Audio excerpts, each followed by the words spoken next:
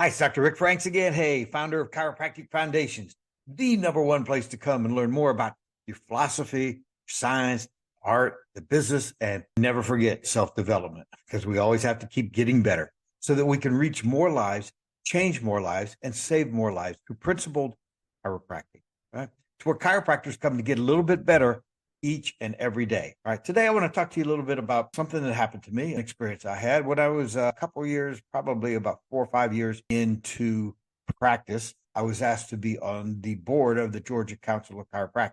My mentor, I grew up through school going, listening to Dr. Sid and trying to figure out what he was saying for many years until I finally grasped it. But I was asked to be on the board for the GCC. And so I don't like politics. I'm not into politics. I'm more into teaching, learning, things like that, things like I'm doing now. I'm not a fighter, but when he asked me to do this, I could not say no, because he asked me to be on it. And so I can honestly say that of all the things that I've learned the most from, that was probably the 8 years that I was up there through vice presidency. I learned so much about leadership, chiropractic, about where the fight is, about where the wars are, the internal wars in our practice, in our profession, and how to deal with those. And watching his leadership helped me become a leader. I'll never regret the time I spent there. I never liked it, but it was something I realized if I wanted to get better and better myself, I did it. Now, this little beginning to this, what I've just told you, is not what I want to really talk about. Okay. What I really want to talk about is while I was in the GCC, I was asked to go to Washington during what's called legislative week up there. And that's where you go meet your legislators and you talk to them about things that you would like to happen in your practice. And so another doctor and I got to accompany Dr. Sid and Dr. Umber at the time to go to Washington. And so we flew up there, and basically I followed him around. Okay. The more I stayed quiet, the better off I realized that I was. So we got to meet some really nice people here. If you're one of those pictures, I think you could see it on the back there, the picture with Newt Gingrich and a couple other of our congressmen at the time, Dr. Sid and me and my good friend, Dr. Brad Pisa. And I got to be up there. But what I really saw was, those were 12 and 16-hour days that we spent, I think 3 or 4 days up there, just talking to senators, congressmen, different people. Anyhow, the thing that I learned, now, Dr. Sid at this time, Dr. Sid was on the top of the world. The school was going fantastic. It was the number one school in the world. No problems with CCE. Everything was going the way things were planned, okay? And so to get from one building to another, you took a cab. And Dr. D.D. Umber, who was kind of like, he was the programmer. He said, okay, at 12:30, we have to be here. At 2 o'clock, we got to be here, blah, blah, blah. And so we just followed them wherever they went to show strength and support for our profession. And it was amazing to watch Dr. Sid work. Everybody knew him up there, and he would walk into the room to see the congressman or the senator. Hi, Dr. Sid, how you doing? Shake hands, maybe sometimes a hug, whatever. And we were up there for two things. One was to try to get x-rays into Medicare, so that at that time, it was a law that we had to take x-rays, but we weren't allowed to bill for them. It was a crazy rule. So we went up there to try to get Medicare to pay for x-rays. That was one of our things. The other one was to try to get the services, Navy, Army, all those kind of things, under chiropractic care. And we were it's only taken 30 years, but finally they're starting to pay for some chiropractic services, which is great for our service people because nobody needs it more than they do, okay? Even truck drivers. You're carrying a 60-pound back and you're jogging for 5 miles, you need help, okay? It's simple as that. So anyhow, we were up there doing that. In between visits, we had to take a cab to a different building to see a different person. And as I said, Dr. Sid was on top of the world. He would sit in the front seat, and we sat in the back seat, and we would watch him work. Now, here's a guy who really didn't need any more students. The thing was growing on its own. It had a world of its own. It was multiplying faster than he could even imagine. But every single cab driver he got into a discussion with, most of them were at Brown University, and they were from Nigeria or Colombia or somewhere going to Brown University. And he would talk with them, and he would strike up a conversation about their home country. And who was fighting with who, and the Tutsis and the Tutsis and all the different things that I've never even heard about before. And he would go into this, get these people involved in the conversation. And then he would go to his next sentence would be, after he gained some affinity with them, where they realized that he knew what he was talking about, he would throw the question out, do they have chiropractors over there? And it was a yes or no answer.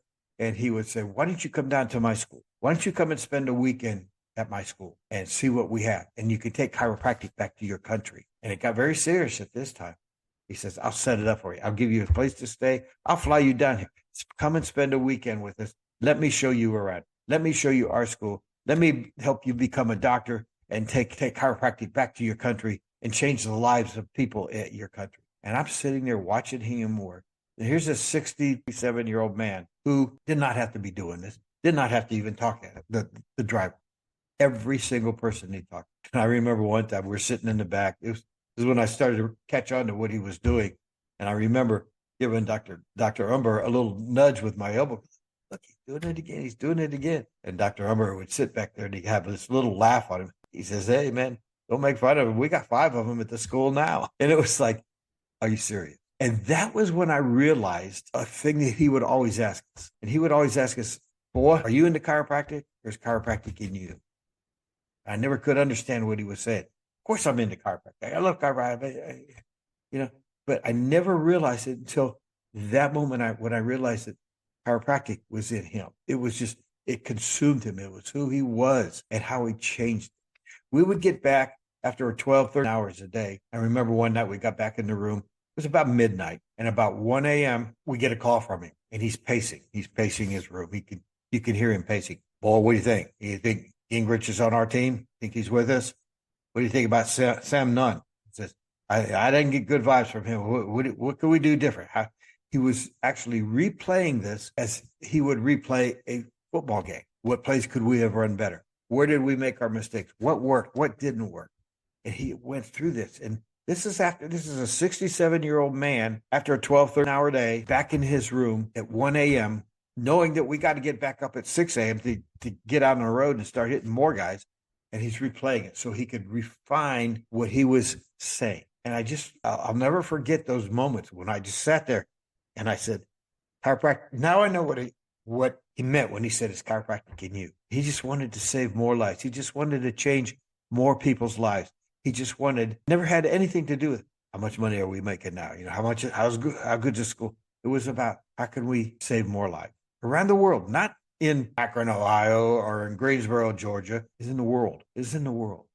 And that's how my mind exploded with this. And that's how chiropractic got into me. And that's what Chiropractic as Foundations is for, to try to help maybe turn you on a little bit more to doing more than a job. It's more than a job.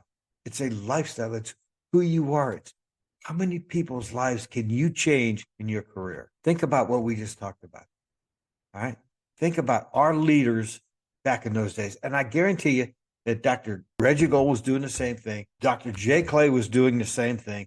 All the old guys, all of our founders, all of our mentors that we grew up with, that we learned from, they were doing the same thing. Because they were trying to save a profession and they were trying to advance a profession. And that's what we're trying to do today. And that's what I want you to really start thinking about. So how can I make myself a better person? Start watching these videos. Start watching all the videos I've gathered from you, from the past, from people that you probably never even heard of, because they don't teach history in chiropractic anymore. All right. So start learning these. Start learning how to communicate better. Start learning how to talk and become a better leader in our profession. That's what we need. We need more leaders. We don't have a Dr. Sid Williams anymore. We don't have a Dr. Reggie Gold that's leading the profession like we used to, but we got a lot of us. We got a lot of worker bees. We got a lot of people that follow these guys to the ends of the earth. And if we all do it, if we all unite to do what we need to do, we could save chiropractic and we could change the world if enough of us are doing it. Thanks for listening. Tell your friends about it. Please tell your friends about us. Tell them to check us out. Hey, come and try us out. All right. The fees, it's less than a membership cost. All right? It's less than one adjustment. All right.